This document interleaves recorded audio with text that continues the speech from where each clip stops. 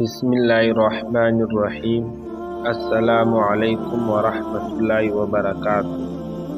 حضرت عبداللہ بن مسعود رضی اللہ عنہ فرماتے ہیں کہ جو شخص یہ چاہے کہ کل قیامت کے دن اللہ جل شانہ کی بارگاہ میں مسلمان بن کر حاضر ہو، وہ ان نمازوں کو ایسی جگہ ادا کرنے کا اہتمام کرے جہاں اذان ہوتی ہے، یعنی مسجد میں، اس لیے کہ حق تعالی شانہ نے تمہارے نبی علیہ الصلوۃ والسلام کے لیے ایسی سنتیں جاری فرمائی ہیں جو سراسر ہدایت ہیں۔ انہی میں سے یہ جماعت کی نمازیں بھی ہیں۔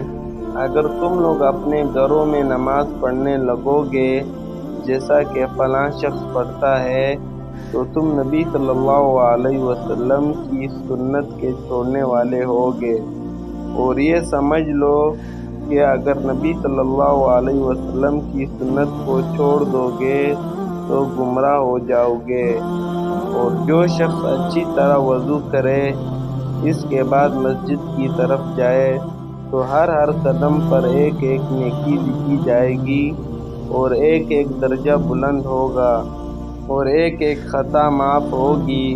اور ہم تو اپنا یہ حال دیکھتے تھے کہ جو شخص کھلا منافق ہو، وہ تو نماز سے رہ جاتا تھا، ورنہ حضور صلی اللہ علیہ وسلم کے زمانے میں عام منافقوں کی کبھی جماعت چھوڑنے کی ہمت نہ ہوتی تھی، یا کوئی سخت بیمار ہوتا، ورنہ جو شخص دو آدمیوں کے سہارے سے گھسیٹتا ہوا جا سکتا تھا، وہ بھی صف میں کھڑا کر دیا جاتا تھا۔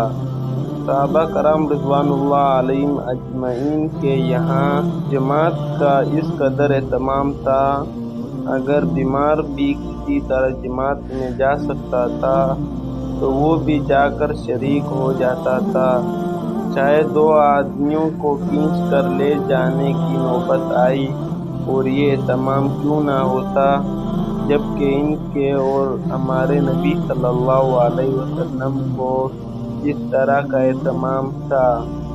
چنانچہ حضور اقدس صلی اللہ علیہ وسلم کے مرض الموت میں یہی صورت پیش آتی کہ مرض کی شدت کی وجہ سے بار بار غشی ہوتی تھی، اور کئی دفعہ وضو کا پانی طلب فرماتے تھے۔